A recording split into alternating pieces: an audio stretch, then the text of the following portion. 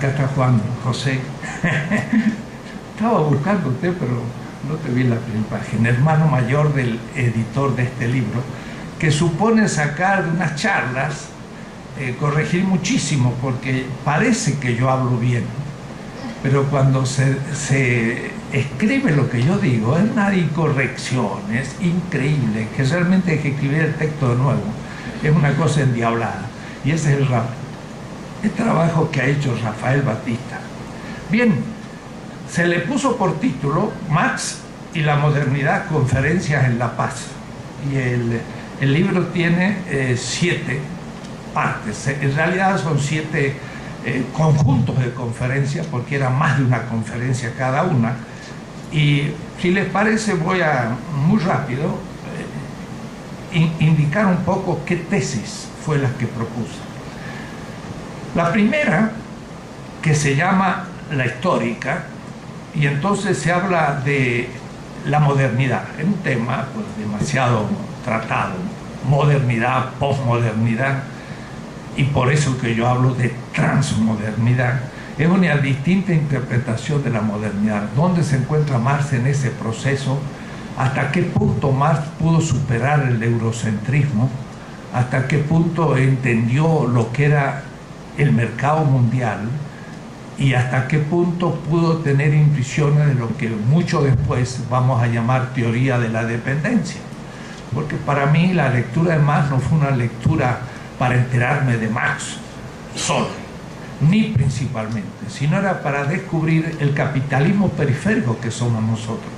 Y la tan famosa teoría de la dependencia que Agustín Cuevas, un gran marxista ecuatoriana, profesora también aquí en Ciencias Económicas, dijo una vez: la teoría de dependencia no tiene lugar teórico en el pensamiento de Marx. Ese desarrollo, subdesarrollo, dependencia es un problema burgués.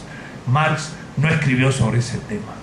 Y a mí me cayó un poco desconcertante esa expresión de Agustín Cuevas y muchos que no planteaban la teoría de la dependencia como algo marxista. Y en el año 1975 el Congreso Latinoamericano en Sociología dio por superada la teoría de la dependencia, pero yo no estaba de acuerdo.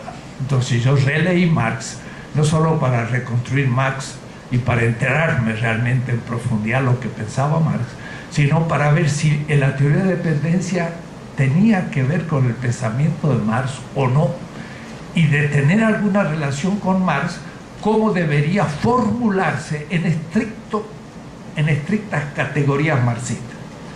De entonces que empezamos aquellas conferencias desde la hipótesis de Wallerstein, de Immanuel Wallerstein, el profesor de Binghamton y justamente colega de Aníbal Quijano, que aquí alguien está trabajando. Aníbal Quijano siempre daba conferencias en Binghamton, tenía un semestre allá con Wallerstein, que sí que había un gran diálogo de Wallerstein con la teoría de la dependencia. Y cuando en 1974 Wallerstein plantea la hipótesis del imperio mundo primero y del sistema mundo, lo hace desde la teoría de la dependencia. Es decir, que Wallerstein de alguna manera ya es alumno de los latinoamericanos, de Gunder Frank, de Totonio Santos, de Faleto, y hasta de Cardoso, porque algunos pueden acertar en un momento de juventud y más viejos borrar con el codo lo que hicieron, que fue lo mejor que hicieron en su vida, y eso es lo que le pasó a Cardoso. Cardoso dice: lo que hice en mi juventud no vale nada. Lo que pasa es que el que no valía nada es el que decía eso, pero el que había escrito en cambio en su juventud, eso sí estuvo bastante bien, aunque no del todo, y por eso se puede criticar. La teoría de Wallerstein, como digo, partía ya de plantear el tema de la economía en el mercado mundo, en el mundo. Y Marx siempre pensó en su programa hacer 6 grandes tratados, 6. Y murió habiendo terminado parte del primero, pero nunca dejó de pensar que iban a ser 6. Él decía: primero hay que tratar el capital, y esto a su vez 4 partes, y la primera de ellas en 3, y solamente publicó esa. Es decir, él pensaba que el capital en general, en su primer parte, su esencia era el momento productivo, circulación y realización del capital. Pero después venía la competencia, la circulación y la realización, estoy diciendo. Luego el segundo tratado era de la competencia, nunca lo escribió. El tercero al capital accionario, capital después financiero ficticio, y después de eso recién iba a escribir sobre el salario, todo un tratado enorme, sobre la renta, 3 partes. Después sobre el Estado, pero desde un punto de vista económico. La relación entre los estados, y la 6ª parte iba a ser el mercado mundial. El mercado mundial era recién el punto de partida de poder decir qué pasa con los países capitalistas como Inglaterra o Francia o posteriormente Estados Unidos y los países dependientes o coloniales como México, Brasil, Kenia o la India. O decir que habría que llegar hasta la 6ª Tratado de Marx para poder tratar la teoría de la dependencia, que era la relación centro-periferia. Marx estaba muy lejos de eso. Sin embargo, tiene cientos de textos referidos al tema. Y entonces yo los fui recolectando y dar una teoría, pero bien coherente del asunto. El sistema mundo sería el horizonte. Y entonces Wallerstein, como digo, alumno de los grandes teóricos de la dependencia, plantea una historia de la modernidad, pero de una manera de Wallerstein. Dice, el primer siglo, el siglo XVI, es el imperio mundo, es España.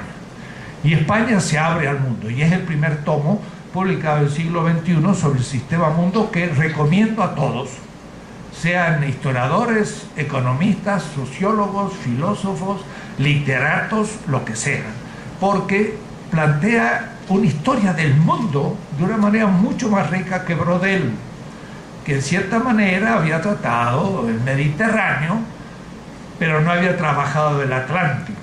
Fue Pierre Chonu, el gran alumno de Brodel, que de paso estuvo en la tribunal de mi tesis de historia en la Sorbona.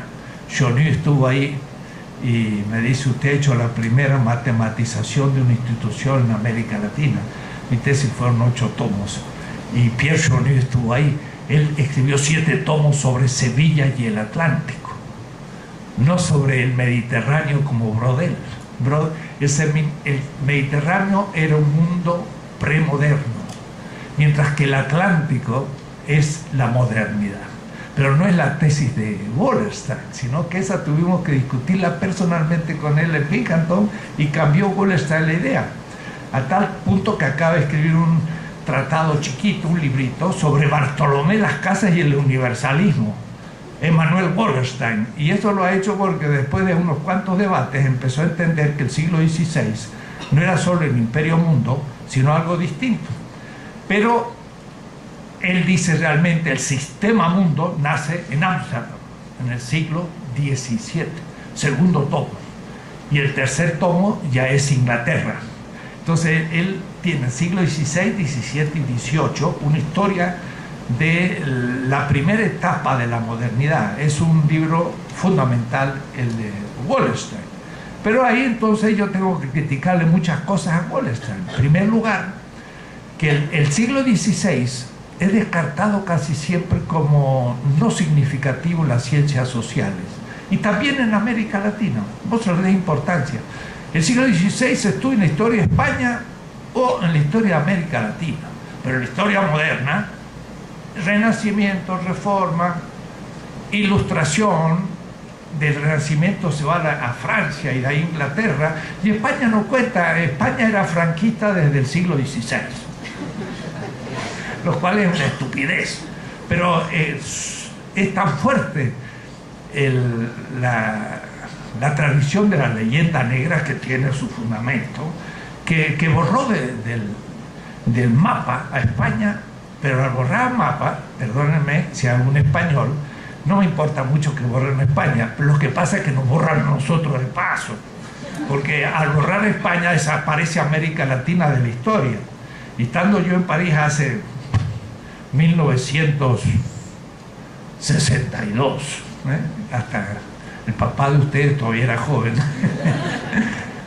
me acuerdo haber leído el libro de Leopoldo Sea que dice estamos fuera de la historia, como latinoamericanos, porque España fue borrada por la Ilustración en el siglo XVIII.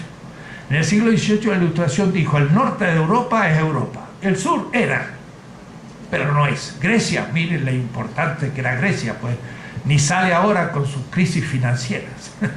Pobre Grecia, pobre. Italia, tampoco. Fue Roma, pero no era importante. España fue con Carlos V, pero ya en el siglo XVIII no hizo la revolución industrial, no hizo la revolución francesa, se quedó atrás, se quedó en la Edad Media. Falso. Sergio Bagú, profesor también aquí, exilado, muestra que la Edad Media terminó en 1492 y todo lo que aconteció en América Latina fue moderno y fue capitalista, no fue feudal. Las haciendas, las mitas, los indios que eran encomendados no eran instituciones medievales, nunca habían existido en la Edad Media. Además existía una moneda mundial. Y si era mundial la moneda, ¿cómo va a haber feudos? ¿Y dónde salía la moneda mundial? De Zacatecas y de Potosí. Nosotros fuimos los que producimos la moneda mundial. Nunca fue esto Edad Media. El marxismo tradicional, no el de Marx, pero también, ya lo veremos, empezó el feudalismo en la época colonial. Esto no tenía nada que ver con el feudalismo, era la etapa mercantil, la primera etapa de la modernidad, pero no todavía industrial. Entonces habría que preguntar a Marx qué significaba eso. Entonces, el tema era que la Ilustración dejó fuera de la historia a la Europa del Sur. Y en eso, cuando digo la Ilustración, piensen ustedes, es Kant, es Voltaire, es Montesquieu, es Rousseau, pero también es Marx. Y entonces para Marx también el norte de Europa era Europa y el sur había sido. Y con la desaparición de España de la modernidad, como dejando Depot, al cual la Clavijero le hace toda una historia de México contra Depot, que era un francés. Depot decía, los Pirineos comienza el África, con lo cual insulta al África y además a nosotros. Porque decir, en los Pirineos empieza el África, decir, los africanos son como animales, insulte el África. Y segundo, España es como animal, es África. Y nosotros, los hijos del África, la América Latina. Decir que en los Pirineos empieza el África es racista y es eurocéntrico, pero de la Europa del Norte. Y entonces, si nosotros no destruimos esa visión de las cosas, desaparecemos de la historia, como hemos desaparecido. Entonces, Marx tenía inevitablemente una visión de la modernidad que comienza con la revolución industrial realmente y en el norte de Europa. Y es también la de Wallerstein, porque Wallerstein dice que en la Ilustración comienza la modernidad. Y entonces una discusión que tuvimos en Binghamton, y estaba Aníbal Quijano, y estaba también Grossfogel y Walter Miñón, y todo le dije yo a Wallerstein, no. La modernidad no empieza en la Ilustración, empieza en la invasión de América en 1492. La modernidad empieza en la apertura al Atlántico. No el descubrimiento, porque no lo descubrieron, esto estaba descubierto. Ni siquiera con la invasión de América empieza la modernidad. Empieza con el descubrimiento del Atlántico. Y la Europa enclaustrada en el mundo otomano por España, el país más avanzado del siglo XVI, de Europa entera, filosófica, literaria, económica y todo. Estamos en el siglo XVI, no estamos en el siglo XX. Esa Europa sale hacia el Atlántico, por Portugal llega al África y al Asia, y por España a América Latina, y de pronto se abre el globo, ya no tres partes, Europa, África, Europa, sino también América. Entonces a esa primera etapa le llamo la primera modernidad, siglo XVI. Y ahí entonces ya empieza toda una descripción como modernidad, en la que uno podría empezar anticipadamente a utilizar las categorías de Marx, porque Marx dice en el manifiesto ya que el descubrimiento de América es el comienzo del capitalismo. Entonces esta intuición que después no es muy presente en sus descripciones históricas, porque él va a trabajar el capital industrial, queda ahí planteado. Y efectivamente, Sergio Bagú, siguiendo a Marx, y yo mismo citando a Marx, podemos descubrir que entonces la primera modernidad es un capitalismo mercantil dinerario. Es un tiempo de acumulación de riqueza, pero esa riqueza ya es capitalista, no es feudal. Esa acumulación de dinero, pero es un dinero no como dinero, sino que comienza a ser capital. Y todavía no un plusvalor en el sentido industrial, pero el indígena produce un excedente cuando paga tributos y cuando saca de las minas la plata, sobre todo.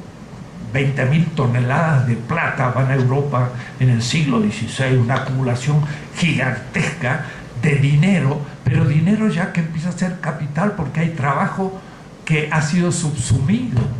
Y la misma esclavitud, que por supuesto no recibe salario, no hay trabajo asalariado, sin embargo se compra el sujeto mismo del trabajo y hay excedente. Y ese excedente en Europa se transforma en plusvalor porque ahí sí ya hay trabajo asalariado. Entonces se ha estudiado ya con bastante detenimiento cómo el indígena y el esclavo africano produjo excedentes que se convierten en plusvalor en Europa y se acumulan como capital. Quiere decir que el siglo XVI es ya una primera etapa del capitalismo más. Es la etapa de gran acumulación dinerario de una institución nueva, nunca pensada, que es el colonialismo, al cual Adam Smith, en El origen de la riqueza de las naciones, le dedica muy poco lugar. Y Marx también le dedica muy poco lugar en cuanto a capítulo.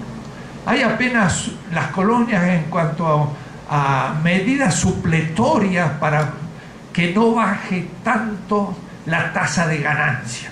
Entonces, gracias a las colonias, la tasa de ganancia no baja tanto como pudiera ser. En el tercer tomo del Capital hay un pequeño capítulo sobre el asunto de las colonias, pero para Marx tampoco fue muy fundamental, mientras que para mí era esencial el tema. Entonces yo tenía que releer a Marx para poder, desde sus indicaciones abstractas sobre la esencia del capital, empezar a aplicarlas en el plano mundial y poder entonces ver qué dijo implícitamente o explícitamente, pero no con intención de hacer una teoría sobre el problema de la dependencia. Entonces, empiezo por hablar de la primera modernidad, siglo XVI, española. La segunda modernidad es justamente Holanda. Holanda había sido una provincia española.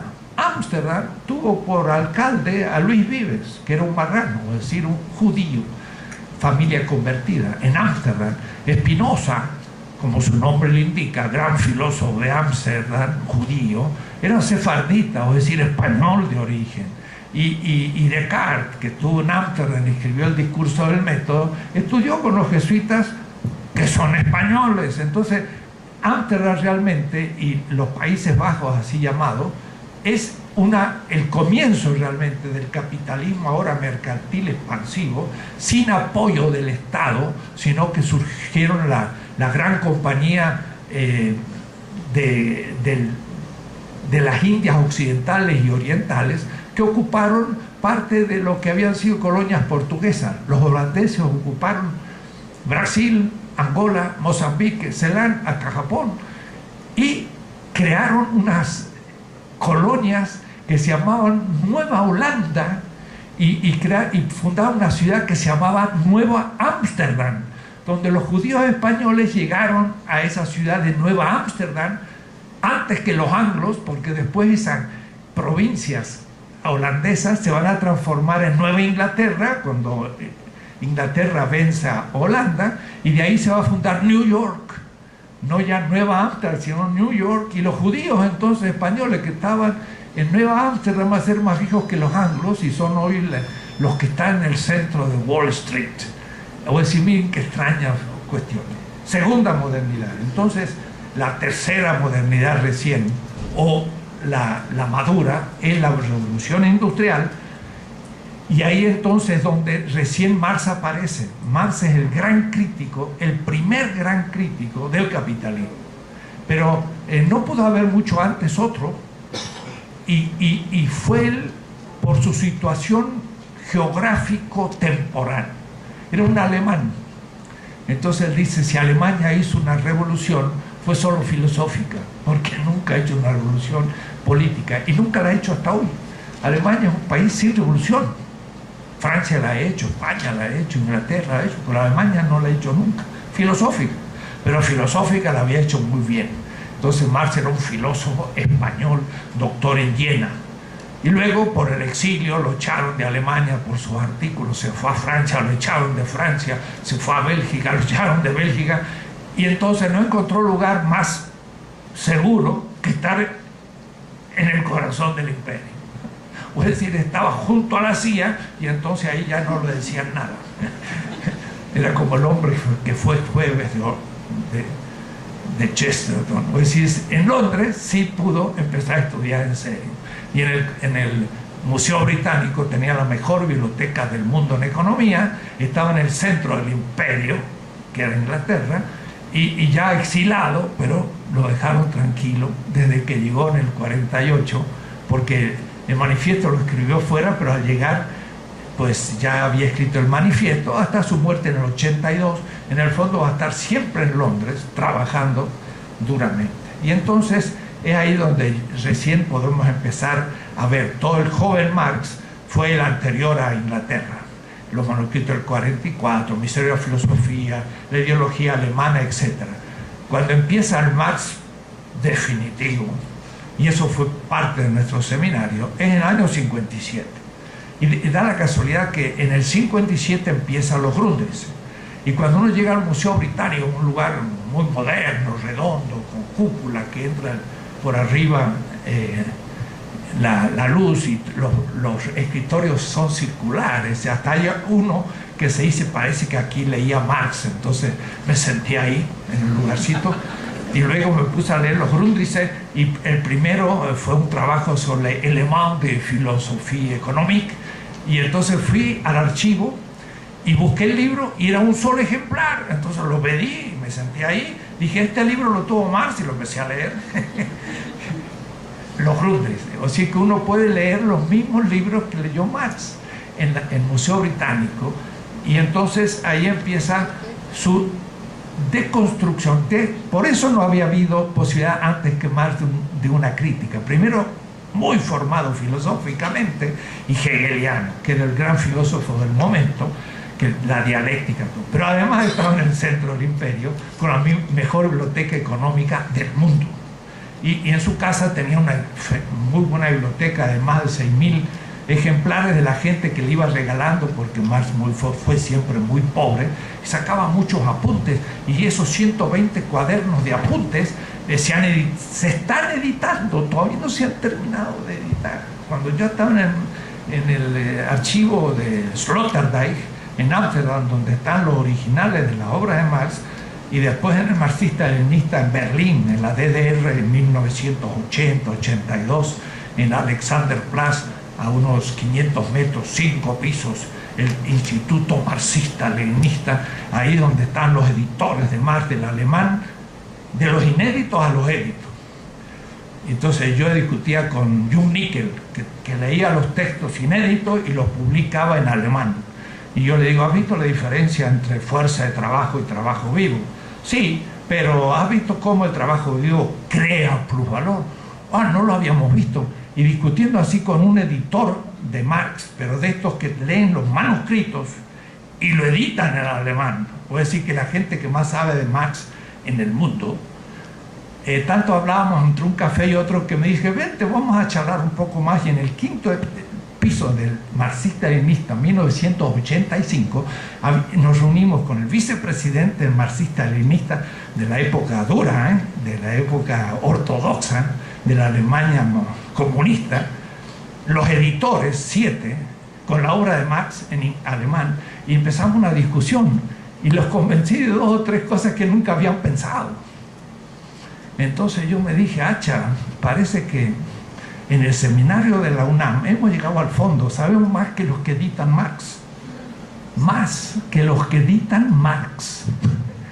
esta es mi convicción subjetiva. Por eso que mis trabajos después están publicándose en italiano, en inglés, en francés, porque no hay trabajos con esa minucia. Entonces, era este mi entusiasmo cuando empecé a hablar sobre economía. Pero para introducirla comprensiblemente y no hacerme infinito, porque no les voy a hablar yo de los 10 años que descubrimos todas estas categorías, serían muchos semestres, aquí tengo uno ahorita nomás. Entonces, el punto de partida, los economistas lo saben muy bien, pero los que no son economistas quizás no lo sepan, y aún los economistas no está mal recordarlo. Marx influenció la ciencia económica europea, de tal manera que 4 años después de publicado el tomo El Capital, en 1871, Jevons, al escribir una teoría de la economía política, modifica ya el argumento de la economía capitalista, porque Marx le ha cerrado un camino y deben tomar otro camino definitivamente hasta hoy. Entonces hay que ver que la economía que va a ir surgiendo después de Marx va a estar influenciada por Marx, va a tener un gran impacto secreto en la economía política, y esta ya va a empezar a tener argumentos antimarxistas teóricos, desde Jevons hasta von Hayek y hasta el señor Carstens, presidente del Banco de México, que está en la ortodoxia monetarista superficial, ¿no? Una vez que Marx mostró lo que voy a mostrar después, no le quedó a la economía política burguesa sino tomar otro atajo, que es tomar el mercado como punto de partida y desde ahí ir deduciendo todas las categorías de la economía política. Es decir, tomó el mercado como punto de partida. Debo decir que el mercado no aparece porque sí en las ciencias sociales. Mandeville, que era un ético holandés que se va a Inglaterra y que escribe aquella fábula de las abejas, como era una institución casi perfecta, las abejas, entonces lo tomó como el modelo de la sociedad. Dice, estamos en una época distinta a la clásica medieval o antigua, donde la ética se fundaba sobre virtudes, mientras que ahora estamos en un momento distinto. Por ejemplo, en el mercado, lo que debe tener un sujeto para poder ser sujeto de crédito, y es fundamental, porque la industria misma exige créditos para comenzar la producción o necesita créditos para poder aumentar la producción. Entonces, ser objeto de crédito es fundamental. Entonces él dice, en el fondo, la virtud principal que debe tener un sujeto en el mercado es la credibilidad. La credibilidad en el sentido de que yo tengo fe de que es una persona honesta. O es decir, la honestidad es lo que hace una persona con crédito. Y es solo el que tiene crédito se le dan créditos. Estoy jugándose la palabra, porque uno puede decir, este no gana crédito, porque no. Entonces la honestidad es lo que interesa tener en el mercado. ¿Cómo es? Bueno, en el mercado yo debo tener credibilidad para que me den un crédito, pero esto no es una virtud en el sentido tradicional, sino que es una virtud solamente en función del mercado y el crédito. Él dice, puede que la persona no sea buena, pero si guarda todos los requisitos de la honestidad objetiva en el mercado, va a ser objeto de crédito. Si se le prueba que no ha robado, que cumple su palabra, que paga sus anteriores créditos, se le da más crédito. Pero él dice, puede ser egoísta, más puede querer ser rico. Y por lo tanto, puedes tener el vicio del egoísmo y la virtud de la honestidad en el mercado. Y entonces crea una especie de cinismo que los éticos tradicionales dicen, pero usted se está contradiciendo. Está queriendo decir que hay virtudes públicas como la honestidad con vicios privados. Y él dice, pues esto es lo que acontece. Entonces la ética se viene abajo, porque usted puede ser un egoísta y aparecer como una persona honesta. Adam Smith, que era un profesor de ética, no de economía, nunca fue de economía, inventó la economía sin ser economista, porque el origen de la riqueza de las naciones es uno de sus tratados éticos. Entonces, el Tratado de los Sentimientos Morales muestra a qué punto fue un ético de alto nivel. Él dice, lo que pasa es que efectivamente alguien puede buscar sus fines y transformarse en virtud pública.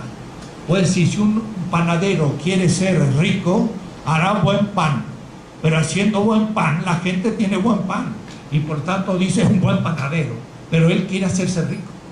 Entonces el selfish, el amor a sí mismo, puede ser considerado en el mercado como una virtud pública. Entonces el mercado fue usado para superar una contradicción ética. Pero Adam Smith además dice, el mercado entonces ahora va a ser una institución que me permite solucionar problemas teóricos de ética. Pero además piensa en un Dios romano, estoico, un Dios que ordena las cosas humanas aunque éstas no lo conozcan. Entonces Adam Smith dice, lo que acontece además es que hay una mano de Dios, un dedo de Dios, que organiza el mercado. Pero Adam Smith pensaba que ese mercado podía producir ricos más ricos y pobres más pobres. De tal manera que Adam Smith no pensaba para nada que había un equilibrio en el mercado. Porque Adam Smith no era un clásico en el sentido de la economía política y tampoco un neoclásico o neoliberal. Lean el libro de Giovanni Arrighi, que acaba de salir todavía en inglés, no traducido, que se llama Adam Smith in Pekín. Está traducido. ¿En qué? Acá. Entonces hacemos la propaganda.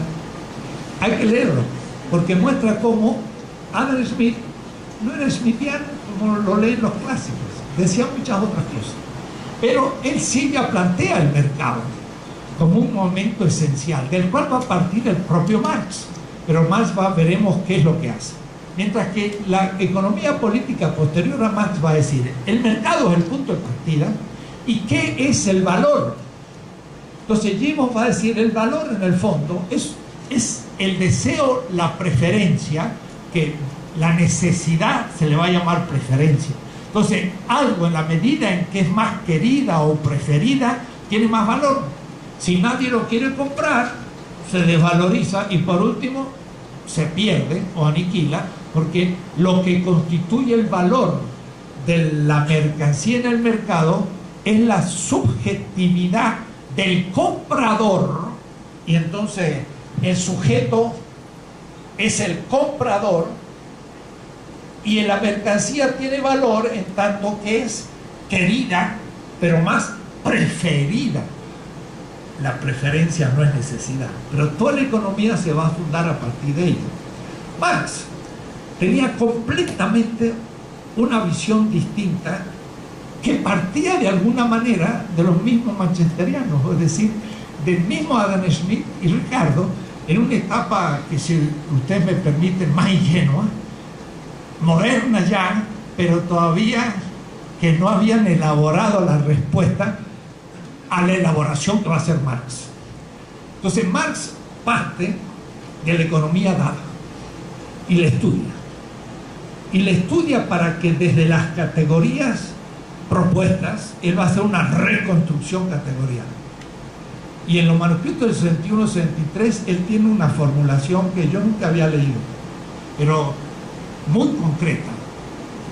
pueden leer mis obras para ver en dónde se cita, en qué página, todo. Dice él, de lo que se trata es hacer una crítica, y dice critique, de todo el sistema y de ese sistema, de las categorías de la economía política burguesa. Entonces, lo que él hizo fue una crítica de las categorías fundamentales del pensamiento de Adam Smith, de Ricardo, de Malthus y de Robertus y de una cantidad de autores que los conoció todos en el Museo Británico y del cual sacaba apuntes y apuntes, y son cientos los economistas de su momento que va digiriendo una lenta lectura de todos los días, pasarse 8 horas en el Museo Británico estudiando y publicando algunos artículos con los que malamente vivió. Digo malamente desde un punto de vista económico, porque fue siempre un pobre y nunca tuvo un salario normal. Por lo menos su gloria es que nunca fue trabajador asalariado. Si el capital no lo pudo explotar, pero bien que quiso que lo explotara, porque alguna vez ya muerto de hambre se presentó al ferrocarril de Londres para optar y ser empleado del ferrocarril, y dio examen y lo rechazaron por su mala letra. Y efectivamente, cuando uno lee los manuscritos de Marx, son endiablados, y hay que hacer una verdadera escuela de preparación para entender cómo escribe, porque es una especie de gótico alemán en inglés, y entonces no se entiende. Marx parte, como los manchesterianos, de el sujeto que trabaja, no del sujeto que compra en el mercado. Adam Smith parte de un yo, pero no yo pienso, como Descartes, sino yo trabajo. Claro que yo en la primera modernidad coloco antes que el yo pienso, el yo conquisto, de Cortés.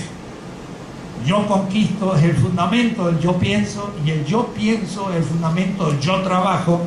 La modernidad, el egoísmo de un solipsismo sin comunidad, que es el punto de partida después de la crítica de Marx. Entonces, se parte de un yo que trabaja. Usted conoce el comienzo, el origen de la riqueza de las naciones de Adam Smith.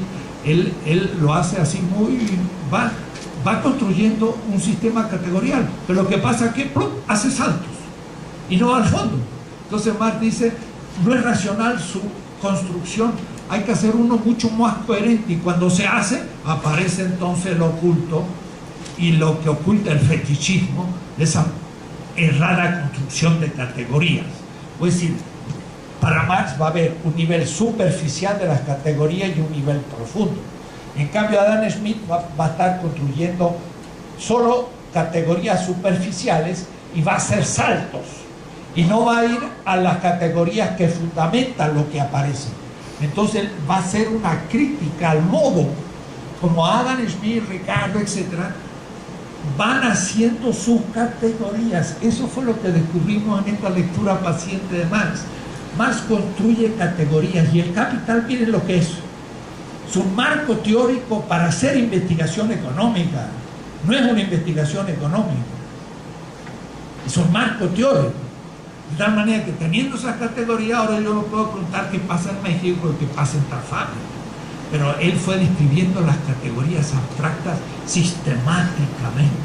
Pero al mismo tiempo, él, como buen filósofo y además buen economista, tenía que reconstruir las categorías de la economía política burguesa, que no había hecho ese trabajo lógico que le exigía, por ejemplo, un genio, a Marx. Entonces, él tenía que completar las categorías que los economistas burgueses usaban de hecho, pero implícito, y él los hacía explícito, las criticaba y construía nuevas categorías, y entonces se ve con claridad. El punto de arranque es fundamental, es lo que se van a llamar las teorías del plusvalor 1861, y dice muy claro: todo consiste en el error que ha cometido la economía burguesa. Ha confundido el plusvalor con la ganancia. Pero hay que ver que la palabra surplus value en inglés and profit es un sinónimo en inglés. Es decir, plusvalor y ganancia es un sinónimo. Significa que son dos palabras que tienen un concepto. ¿Cuál? La ganancia que yo tengo cuando vendo una mercancía en el mercado. En cambio, Marx va a tomar dos palabras que son sinónimas y le va a dar otro contenido. Y va a distinguir el concepto de plusvalor de ganancia. Y al hacerlo, empieza a poder escribir todo distinto. Su gran descubrimiento hasta el año 1823, fue la categoría de plusvalor.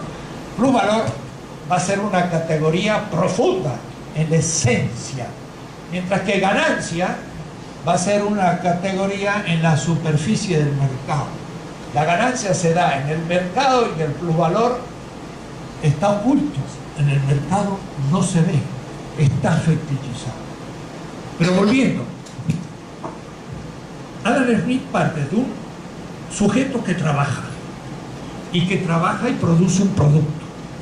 Y en esto está siguiendo también la lógica del propio Hegel, porque también Hegel, la filosofía del derecho, dice, hay un sujeto que posee una cosa, la tiene en la mano, pero después la cosa subjetivamente referida al sujeto es la propiedad. Y la primera determinación del sujeto es la propiedad. Pero es un sujeto ante una cosa. Adam Smith hace lo mismo, pero lo único que ahora le pone trabajo. Dice, un trabajador produce algo, una cosa. Y otro productor produce otra cosa. ¿Por qué producen distintas cosas? Porque tenemos distintas necesidades. Y Adam Smith parte de la necesidad. Si yo tengo hambre, produzco trigo. Si yo tengo sensibilidad debajo de las plantas de los pies, produzco zapatos. Entonces hay dos individuos que están produciendo bienes que después, dice Hegel, entran a un contrato. Bueno, aquí se hace un contrato de compra-venta. Entonces hay una división del trabajo, hay un mercado y hay un intercambio. Esto es lo que dice Adam Smith. Donde ya empieza a ver el gran problema. El gran problema es que Adam Smith, como los modernos, como Hobbes, como Hume, como Kant, parte de un individuo. Mientras que él dice, imaginémonos una asociación de hombres libres. Puede decir que nosotros no somos individuos, somos comunidad. Y el ya ser individuos y solo considerados como individuos es un solipsismo moderno y es un fetichismo. O es decir, ya estoy desgajando al individuo de su comunidad, rompiendo la relación del individuo con la comunidad y fetichizando al individuo como individuo. Entonces él ya va a empezar una crítica de las categorías fundamentales que va del sujeto como productor hacia el mercado, el sujeto como productor cuyo producto es puesto en el mercado como mercancía. Y voy a dejar la M, pero ahora significa mercancía. La mercancía viene de la producción. Ahora Marx va a empezar a mostrar qué es el ser humano como necesidad. La gran ruptura antropológica de Marx se muestra, no es que se produzca ahí, se produjo antes ya, pero se muestra en los manuscritos del 44. Porque él dice, el ser humano no es un ser cognoscente solo, es ante todo un ser necesitante. Y entonces explica al sujeto desde sus necesidades. ¿Por qué? Porque es un sujeto vivo.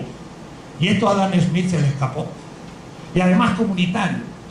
Entonces hay una antropología de la corporalidad viviente, que es de ahí donde surge el que tenemos necesidades. Esta es la segunda conferencia que dice la corporalidad, la vida y el fetichismo en el librito. Más parte de una antropología distinta, porque no es una antropología liberal en política, no es Locke, no es Hume, no es Kant, sino que es algo de Hegel, pero una transformación. Hay una comunidad de vivientes y estas comunidades vivientes tienen necesidades, porque tengo necesidades y cuando no encuentro la satisfactoria en el medio, tengo que producir. Y la producción, gracias al trabajo de un satisfactor, que es un producto, cumple una necesidad. Y el fundamento de la economía es la vida humana comunitaria como necesidad. Eso es lo que se va a olvidar completamente en la economía hasta hoy, después de Marx. Y Marx vuelve a estar presente hoy ante el hambre de la humanidad y la destrucción de la naturaleza. Porque cuando hablo de vida, el ser humano es viviente, por eso tiene necesidad, pero también la vida de toda la tierra es su condición de posibilidad. Y en la medida en que ecológicamente destruyamos la vida, estamos destruyendo las condiciones de posibilidad de la corporalidad humana viviente. El problema ecológico es una condición de posibilidad, y ahí Marx toca el punto central que hoy estamos enfrentados. Quiere decir que hay que ir al origen del pensamiento de Marx para entender, y de ahí entonces somos vivientes, tenemos necesidades, encontramos en la naturaleza satisfactores y entonces los consumimos, y el consumo de los satisfactores pues se cumple como felicidad, como realización, y en ese caso es la no la autoproducción, sería la autoconsecución de los recolectores y cazadores que encontraban en el medio los productos. Pero entrados ya al neolítico y faltándonos los satisfactores, debimos comenzar a producirlos. ¿Qué significa valor de cambio? Y entonces ahí Marx vuelve a empezarse a diferenciar del propio Adam Smith, porque el valor de cambio es algo que agrega el sujeto al producto, porque el producto va a tener tres determinaciones para Marx. Primero, va a tener como condición de posibilidad de su intercambio el tener un valor de uso, o decir, utilidad. Pero después el producto va a ser producido para el mercado. Entonces va a tener el producto también en la finalidad de la intercambiabilidad. Y él lo usa en alemán. Untauschbarkeit, palabra no muy castellana. Yo produzco el zapato no para ponérmelo, sino para vender mis zapatos y comprar la harina del campesino. Entonces ya lo produzco para intercambiar mi producto. Y eso es la intercambiabilidad. Pero la tercera y más importante de las determinaciones es que el producto ha sido producido. Y ahí no tenemos palabras para denominar eso. Él dice el producto como producto. Yo le llamo la productualidad del producto. La utilidad es el estar referido a la utilidad. La intercambiabilidad está referido a un comprador o vendedor. Y la productualidad es el hecho de haber sido producido por el trabajo humano. La naturaleza y el ser humano no tienen valor de cambio. Un campo no tiene valor. Entonces, ¿qué es lo que pago cuando compro un campo? Usted paga el trabajo objetivado en el campo y el monopolio que va a poder tener de su explotación, pero el campo es gratis. ¿Por qué? Porque usted no lo ha producido, que yo sepa, ¿no? La tierra no la hemos producido, ni la naturaleza, sino que estaba dada. Y también el ser humano. Por eso que el ser humano y la naturaleza no tienen valor. Y la vida tampoco. Muchos autores dicen el valor de la vida. No, señores, la vida es el que pone el valor a todos los valores. Pero ella no tiene valor porque es la creadora del valor. Marx lo dice muy claro. El trabajo vivo no tiene valor. ¿El salario lo paga el trabajo? No, paga la fuerza del trabajo, que no es lo mismo que el trabajo vivo, que no se puede pagar porque es el productor, o mejor, el creador del valor. Entonces, no se imaginen ustedes cuántas precisiones se pudieron dar. Yo no tengo tanto tiempo, 10 minutos más. Digo yo porque nos quedamos acá todo el día, pero estoy en la segunda conferencia, pero esto es una incitación a que la sigan leyendo. Voy a decir, después de esto, entonces recién empiezo a mostrar qué es lo que hizo en los grupos. Dice, cómo fue que en noviembre de 1857, y yo voy siguiendo a Marx mes por mes, a veces aproximado. De septiembre a diciembre de tal año escribió tales páginas del manuscrito tal, y otro tal, y así se va viendo la cronología. Más descubre de pronto que el producto tiene más valor al momento de venderse que los costos que el capitalista invirtió al origen del proceso de producción. Entonces dice, aquí surgió algo nuevo. Entonces, eso nuevo que surge, él le va a llamar plusvalor, pero es interesante cómo lo descubre. Y entonces ahí sí que tengo que referirme a los Grundrisse. Él dice, abstractamente, el momento primero de confrontación entre el trabajo y el dinero, hay un sujeto de trabajo y un sujeto de dinero que se enfrentan. Cuidado, dinero y todavía no capital, porque estamos en un nivel abstracto de categorías. Sería en el momento una acumulación originaria donde el dinero es todavía dinero y no es capital, y el trabajo todavía no es trabajo asalariado. Es un límite lógico, categorial y no histórico. Capital no es histórico. Marx no hace una descripción de la historia, hace una descripción de las categorías abstractas. Dice, Proudhon se equivoca queriendo hacer solo la historia. Entonces, la confrontación de alguien que, como vino de Oaxaca, llegó al Distrito Federal, dejó su campito y ya no tiene autoproducción y no tiene nada, ni casa, ni nada, lo único que tiene puesto es su propio cuerpo. Y el otro tiene dinero que ha acumulado, pero por motivos anteriores al capitalismo. Por ejemplo, pudo haber sido, pero tampoco, una mina que descubrió. Pero lo que pasa es que aún obtener la plata de la mina ya es un trabajo. Y si lo hizo el patrón mismo o el que lo descubrió, podríamos decir que hubiera hipotéticamente un dinero como dinero. Entonces ahí hay el intercambio primero. Y ese para mí es el momento más genial del descubrimiento de Marx. Porque entonces el sujeto de trabajo dice negativamente no tiene nada, está desnudo. No puede vender ni su campo, ni su casa, ni su ropa, está desnudo. ¿Qué es? Es un pauper. Es un pobre. Y entonces miren, teóricamente eso es fundamental para la política. Porque antes de ser clase pobre, porque ser pobre es la condición absoluta para poder ser clase. Van a ver. Y lo pone en latín, pauper ante festum. Pobre antes de la fiesta. ¿De quién? Del capital, que se lo va a comer como un plato de un festín. Porque está el pauper ante festum, antes de la fiesta, y el pobre después de la fiesta. Como el que escupe el hueso después de comer la fruta y es un desempleado. Ese es el pauper post festum. Entonces, de pronto el pobre deviene una categoría marxista. Si alguien dice primero los pobres, es marxista. Y si alguien dijera primero la lucha de clases, no lo es tanto. ¿Quién hubiese dicho? Porque cuando vende negativamente dice un pobre, no tiene nada que vender. ¿Qué va a vender? Su cuerpo.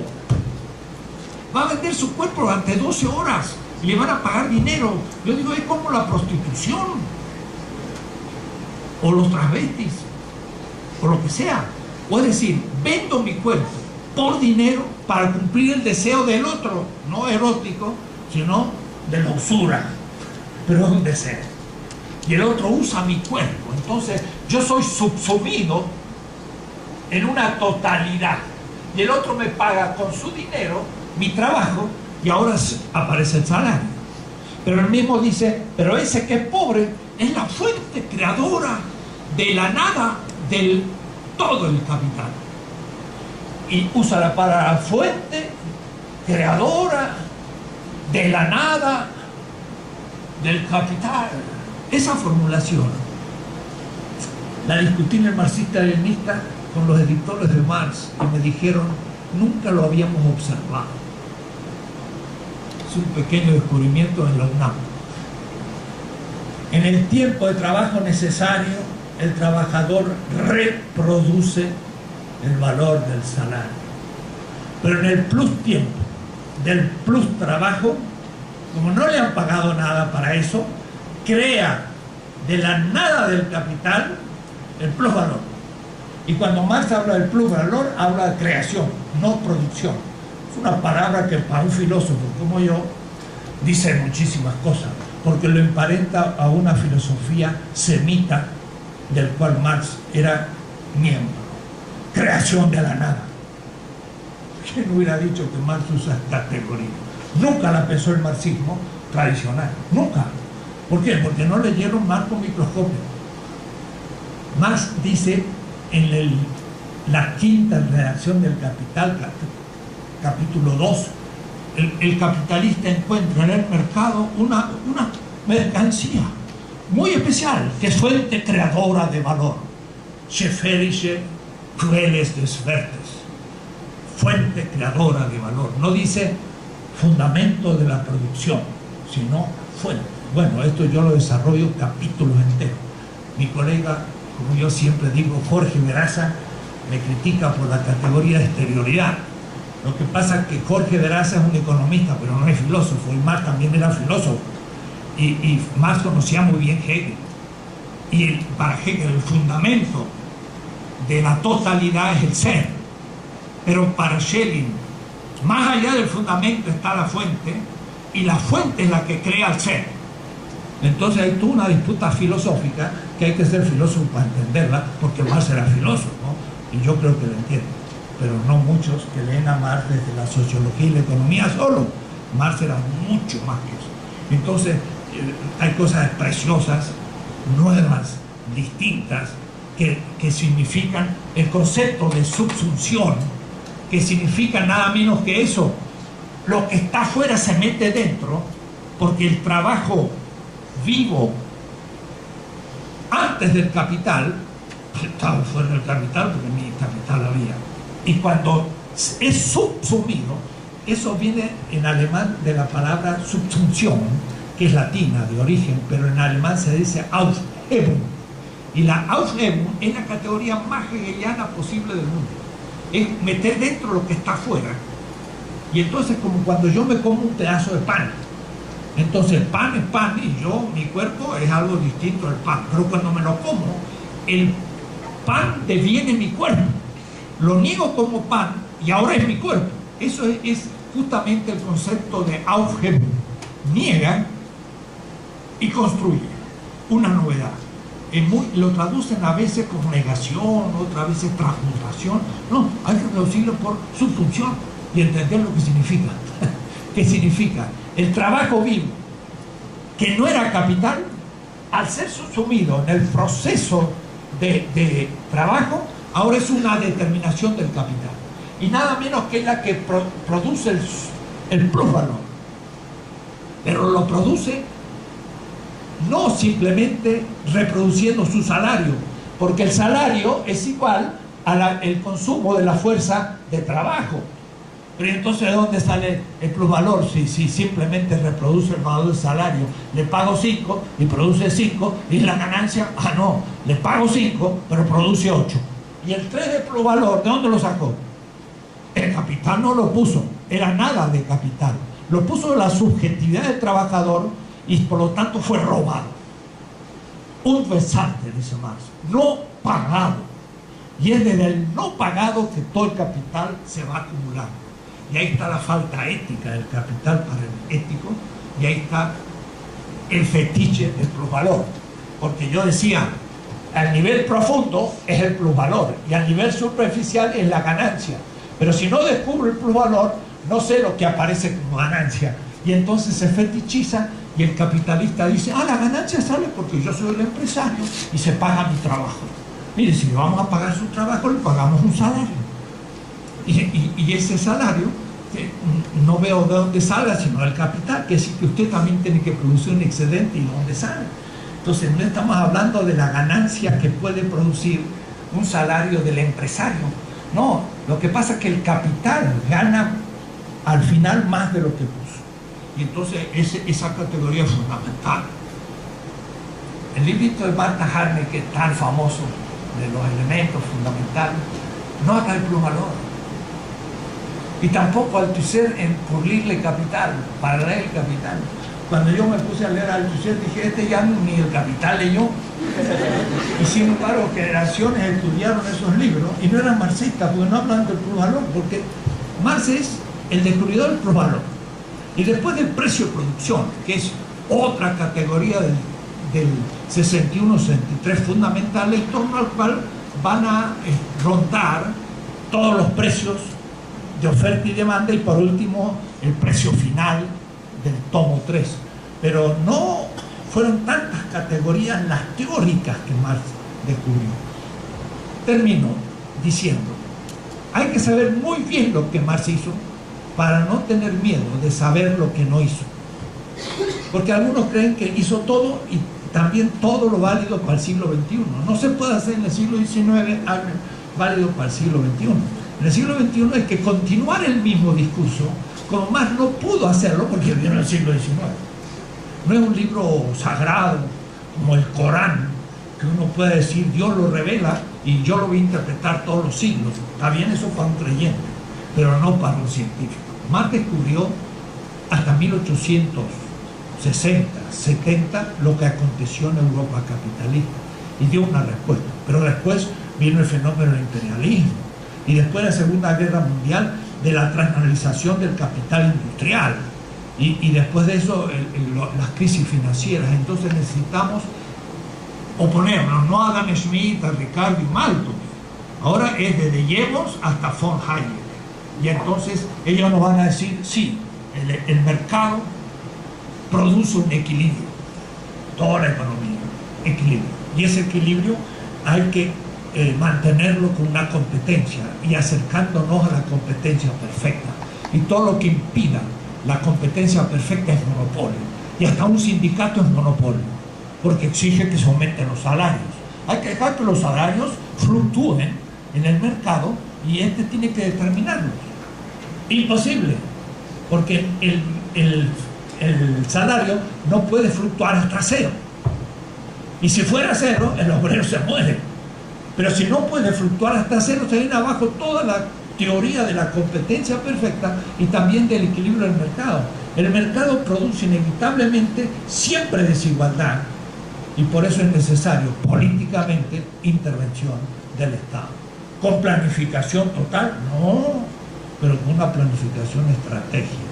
Quiere decir entonces que Marx sigue valiendo, porque nos muestra cómo la economía no se puede plantear desde los deseos y preferencias del comprador, sino se deben plantear desde las necesidades de la humanidad productora, y por eso entonces es necesario que haya una redistribución con algún tipo de justicia que evite la pobreza, y eso es inevitable, que exige una intervención racional, planificada del Estado, que no va a ser el socialismo real, porque ahí también se cometieron excesos para el otro lado, y además con hipótesis que por desgracia no eran las de Marx. El aumento de la tasa de producción fue un poco la racionalidad del capitalismo real, y no también el consumo del productor mismo.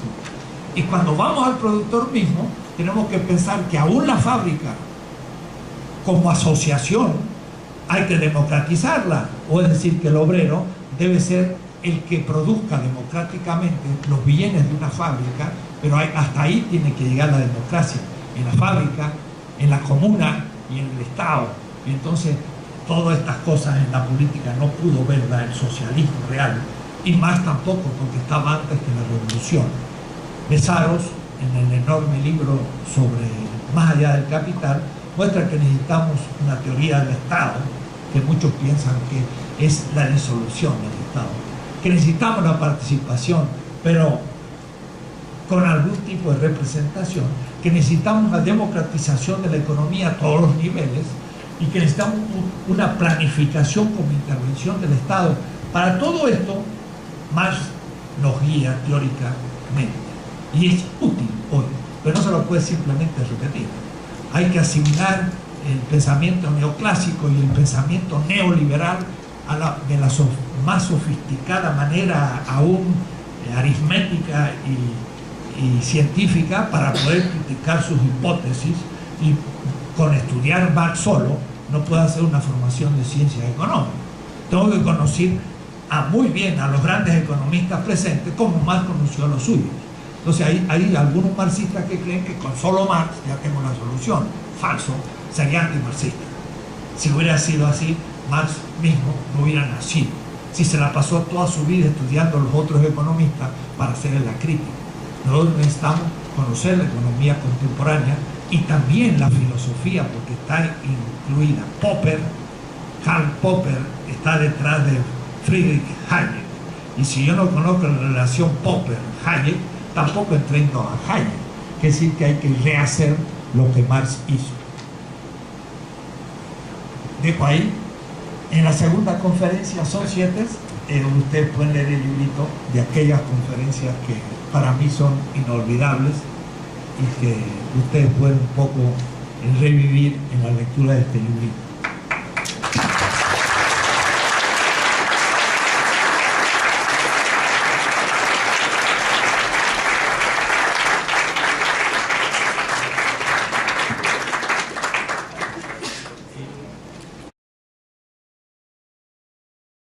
Que acaba de escribir un tratado chiquito, un librito, sobre Bartolomé Las Casas y el universalismo, Emanuel Wallerstein, y eso lo ha hecho porque después de unos cuantos debates empezó a entender que el siglo XVI no era solo el imperio mundo, sino algo distinto.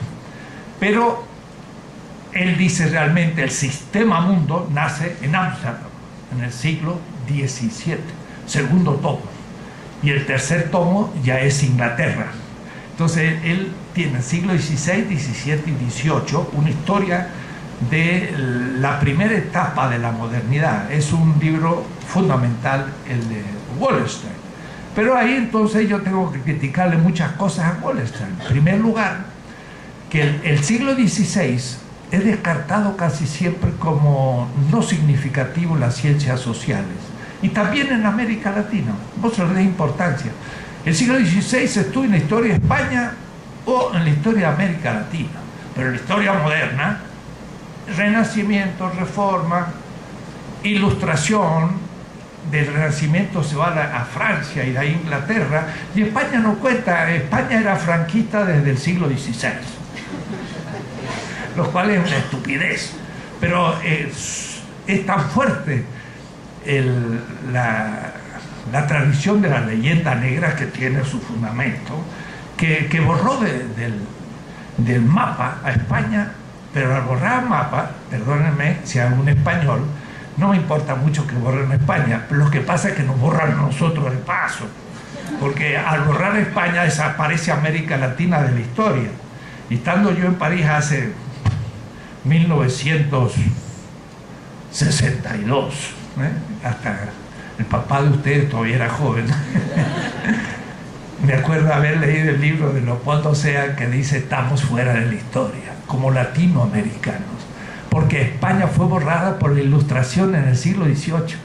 De alguna manera ya es alumno de los latinoamericanos, de Gunder Frank, de Antonio Santos, de Faleto, y hasta de Cardoso, porque algunos pueden acertar en un momento de juventud, y más viejos borrar con el codo lo que hicieron, que fue lo mejor que hicieron en su vida. Y eso es lo que le pasó a Cardoso. Cardoso dice: lo que hice en mi juventud no vale nada. Lo que pasa es que el que no valía nada es el que decía eso. Pero el que había escrito, en cambio, en su juventud, eso sí estuvo bastante bien, aunque no del todo, y por eso se puede criticar. La teoría de Wallerstein, como digo, partía ya de plantear el tema de la economía en el mercado mundo, en el mundo. Y Marx siempre pensó en su programa hacer 6 grandes tratados, 6. Y murió habiendo terminado parte del primero, pero nunca dejó de pensar que iban a ser 6. Él decía: primero hay que tratar el capital, y esto a su vez 4 partes, y la primera de ellas en 3, y solamente publicó esa. Es decir, él pensaba que el capital en general, en su primer parte, su esencia era el momento productivo, circulación y realización del capital. Pero después venía la competencia. la circulación y la realización, estoy diciendo. Luego el segundo tratado era de la competencia, nunca lo escribió. El tercero al capital accionario, capital después financiero ficticio, y después de eso recién iba a escribir sobre el salario, todo un tratado enorme, sobre la renta, 3 partes. Después sobre el Estado, pero desde un punto de vista económico. La relación entre los estados, y la 6ª parte iba a ser el mercado mundial. El mercado mundial era recién el punto de partida de poder decir qué pasa con los países capitalistas como Inglaterra o Francia o posteriormente Estados Unidos, y los países dependientes o coloniales como México, Brasil, Kenia o la India. O es decir, que habría que llegar hasta la 6ª tratado de Marx para poder tratar la teoría de la dependencia, que era la relación centro-periferia. Marx estaba muy lejos de eso. Sin embargo, tiene cientos de textos referidos al tema. Y entonces yo los fui recolectando y dar una teoría, pero bien coherente del asunto. El sistema mundo sería el horizonte. Y entonces Wallerstein, como digo, alumno de los grandes teóricos de la dependencia, plantea una historia de la modernidad, pero de una manera de Wallerstein. Dice, el primer siglo, el siglo XVI, es el imperio mundo, es España. Y España se abre al mundo, y es el primer tomo publicado en el siglo XXI sobre el sistema mundo, que recomiendo a todos, sean historiadores, economistas, sociólogos, filósofos, literatos, lo que sean, porque plantea una historia del mundo de una manera mucho más rica que Brodel, que en cierta manera había tratado el Mediterráneo, pero no había trabajado el Atlántico. Fue Pierre Chonu, el gran alumno de Brodel, que de paso estuvo en el tribunal de mi tesis de historia en la Sorbona. Chonu estuvo ahí y me dice, usted ha hecho la primera matematización de una institución en América Latina. Mi tesis fueron 8 tomos y Pierre Chonu estuvo ahí. Él escribió 7 tomos sobre Sevilla y el Atlántico, no sobre el Mediterráneo como Brodel. El Mediterráneo era un mundo premoderno, mientras que el Atlántico es la modernidad. Pero no es la tesis de Wallerstein, sino que esa tuvimos que discutirla personalmente con él en Binghamton, y cambió Wallerstein la idea. A tal, para mí, la lectura de Marx no fue una lectura para enterarme de Marx solo, ni principalmente, sino era para descubrir el capitalismo periférico que somos nosotros, y la tan famosa teoría de la dependencia que Agustín Cuevas, un gran marxista ecuatoriana, profesora también aquí en ciencias económicas, dijo una vez: la teoría de dependencia no tiene lugar teórico en el pensamiento de Marx. Ese desarrollo, subdesarrollo, dependencia es un problema burgués. Marx no escribió sobre ese tema. Y a mí me cayó un poco desconcertante esa expresión de Agustín Cuevas y muchos que no planteaban la teoría de la dependencia como algo marxista. Y en el año 1975 el Congreso Latinoamericano de Sociología dio por superada la teoría de la dependencia, pero yo no estaba de acuerdo.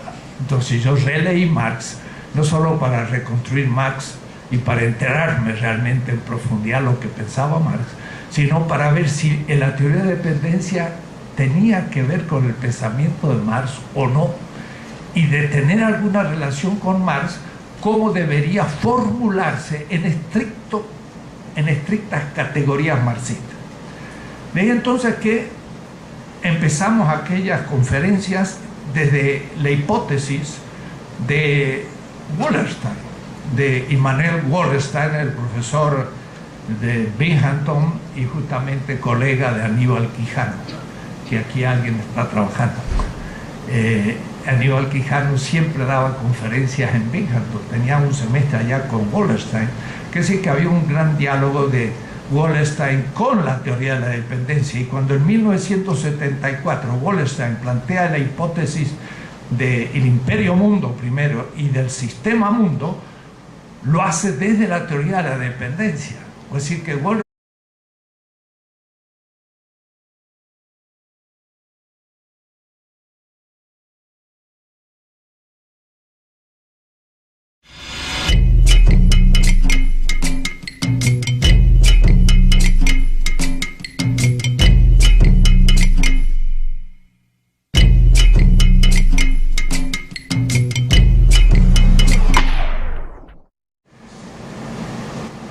te había visto.